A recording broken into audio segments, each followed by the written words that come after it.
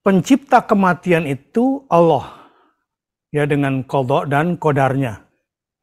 Dan yang menetapkan waktu kematian juga Allah.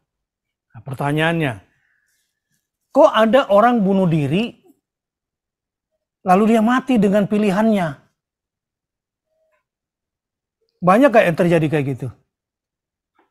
Katanya Allah yang mematikan. Tapi kenapa ada orang bisa mati berdasarkan pilihannya? Kan gitu ya? Nah, berarti ada ruang nih kebebasan memilih. Ruang kebebasan memilih ini yang bisa menghubungkan kita kepada kematian yang ditetapkan oleh Allah. Maka muncullah istilah, bagaimana cara hidupmu, begitulah cara matimu. Jadi cara mati kita itu disebabkan oleh cara hidup kita. Cara hidup kita berdasarkan pilihan bebas kita sendiri. Walaupun pada akhirnya banyak juga orang mau bunuh diri nggak jadi. Untung nggak jadi, dia udah gantung diri nih. Gitu kan. Ternyata plafonnya roboh. Bluk. Alhamdulillah untung nggak jadi mati gitu kan. Alhamdulillah. Ya, pada hakikatnya ada yang mati, ada yang juga nggak mati. Sama orang ingin mati fisabilillah. Pengen banget Khalid bin Walid itu mati dalam jihad fisabilillah, tapi nggak dikasih sama Allah. Akhirnya meninggalnya harus di atas ranjangnya, bukan di medan jihad. So, dari sini udah jelas ya. Karena pada akhirnya mati juga, ya ketetapan Allah juga. Berdasarkan qadanya, qadarnya, dan perbuatan-perbuatan Allah Subhanahu wa Ta'ala. Sampai di sini paham? Jadi awalnya dari Allah, akhirnya dari Allah, tapi tengahnya ada pilihan nih. Ya, ada pilihan. Awalnya yang mana? Di Lauhul Mahfuz sudah ditetapkan Hajar Nurlis nanti meninggalnya umur sekian, jam sekian di tempat yang ini. Udah ditetapkan di sana. Tapi masih bisa berubah nggak takdir ini di tengah jalan? Bisa. Dengan doa, dengan ikhtiar, ya, bisa berubah. Tapi pada akhirnya perubahan itu Allah juga nggak yang tetapkan. Allah lagi. Jadi awalnya Allah menetapkan ajal, akhirnya juga Allah yang menetapkan. Tapi di tengah-tengah ada iradah hurrah namanya. Freedom of choice. Ya, bagaimana cara hidupmu, begitulah cara matimu. Benar nggak Ustaz Deden penjelasan saya? Betul, Ustaz. Oke, lanjut. Kalau salah koreksi. Satu paragraf lagi nih, Ustaz. Ala annal muta'addiya minan nasi bil qatli yatahammalu mas'uliyatahu kamilatan li'annahu 'asa wa ajrama bittikhadil asbab. Orang yang melakukan pelanggaran membunuh manusia, maka dia bertanggung jawab sepenuhnya atas dosanya itu. Karena dia bermaksiat dan berdosa sebab membuat sebab kematian untuk orang itu. Jadi kalau Israel misalkan ngebom Gaza, terus dia bilang aku nggak salah, Allah kok yang mematikan. Nggak bisa gitu nih, gitu.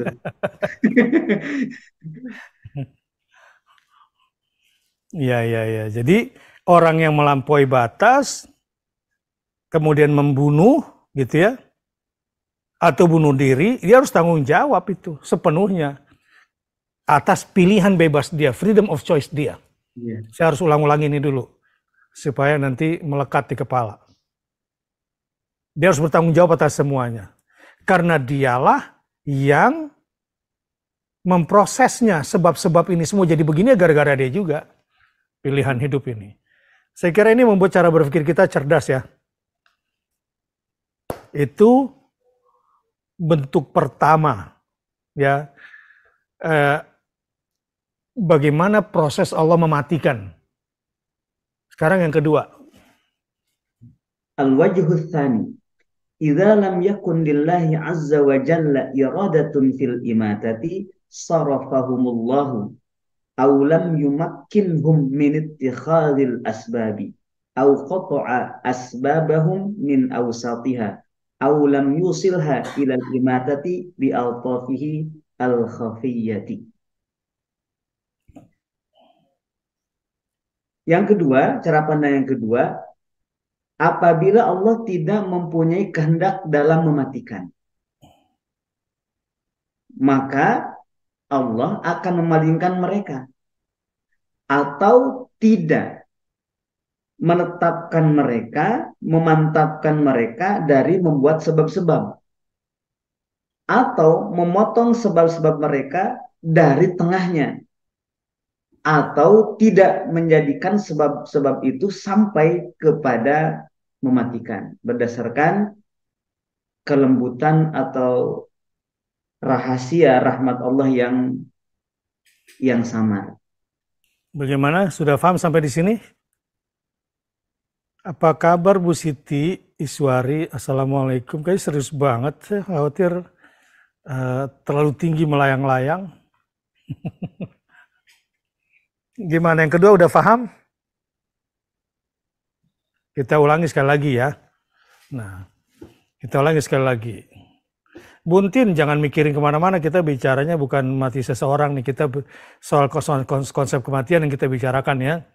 Jangan kemana-mana nanti bicara kematian, mikir ingat laki lagi. Kita lagi bicara kematian semua manusia. Oke? Nah sekarang kasusnya, Allah belum menghendaki untuk mematikan. Ya. Tiba-tiba ada orang pengen mati. Gitu ya. Misalnya, depopulation. Kan rencana orang-orang Yahudi ini, Zionis ini, dunia kebanyakan orang nih. Jadi hidup begini nggak enak. Gitu ya. Harus depopulation. Normalnya, idealnya dunia ini penduduknya cuma katakanlah 500 juta jiwa saja, nggak perlu sampai sekian 8 miliar. Hidup jadi susah, kita sempit. Idealnya cuma 500 jiwa. Itu pun yang boleh hidup yang produktif saja. Yang udah nggak produktif nih, yang tua-tua, apa semua udah matiin aja. Dan orang-orang yang mampu hidup menyelenggarakan dunia saja. Jangan sampai yang, aduh bodoh-bodoh ini nyusahin jadi beban. Itu idenya, depopulation itu. Supaya masing-masing orang tuh punya rumah 1 hektar masing-masing kan nyaman. Daripada kebanyakan kayak gini. Maka dibuatlah rencana-rencana yang mematikan banyak orang. Kalau Allah nggak menghendaki, ya nggak jadi. Bagaimana itu nggak bisa terjadi? Nah, pertama, ya dipalingkan, sehingga nggak mikirin itu lagi. Itu yang pertama, dipalingkan, dia nggak bisa lagi berpikir ke sana. Karena Allah Maha Kuasa. Atau yang kedua, idenya ada, tapi nggak mampu menerapkannya. Kenapa? Karena prosesnya Allah nggak mampukan dia. Idenya tetap ada, depopulationnya ada. Pengurangan jumlah manusia, tapi dia nggak mampu. Udah bikin perusahaan farmasinya, sudah kerjasama dengan pemilik Microsoft, ya. Udah dibikin obatnya, bahkan kalau perlu nyamuknya. Ya, yang sekarang lagi perdebatan. Tapi dibikin gak jadi sama Allah, itu yang kedua. Atau diputus sama sekali di tengah jalan. Awalnya rencananya udah berjalan, di pertengahan jalan sengaja Allah putus tengah jalan supaya putus asa dia. Awalnya rencana berjalan lancar, tapi ternyata di tengah jalan Allah putus asa lah dia. Atau dengan kemahakuasaannya Allah dibiarin seakan-akan program ini jalan, kayak misalnya genocide di Gaza. Kayaknya dia udah bisa gitu kan. Mau diratakan semuanya, bahkan sudah dibikin proposalnya.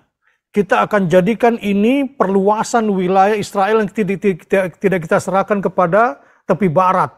Hamas kita usir. Nah sekarang sudah mulai terbantai semua. Tapi dengan sangat lembut Allah merekayasa. Dengan sangat tersembunyi. Tiba-tiba gagal, ya, keluar dari terowongan. Hei, itu kemarin yang perang baru 5.000 orang loh ya. Yang 40.000 ini baru ke 5.000 yang keluar. 3.500 ini masih kuat nih, masih sehat, belum dipakai nih tenaganya. Kaget lah dia, shock dia. Dari mana kekuatan ini? Allah lah yang mengaturnya. Ini pola yang kedua ya. Jadi yang kedua ini berarti Allah tidak menghendaki, kemudian dibikin gak mampu memikirkan, atau dibikin mampu memikirkan tapi diputus tengah jalan, atau seakan-akan berjalan tapi ujungnya Allah Tidak gagalkan. Akhirnya nggak mati. Itulah kira-kira. Betul nggak gitu Ustaz Deden? Betul Ustaz. Itulah Berarti saya dapat berapa nilainya nih? Wah ini dapat 100. 200. Kalau udah hadiah 20.000 nih. Baik.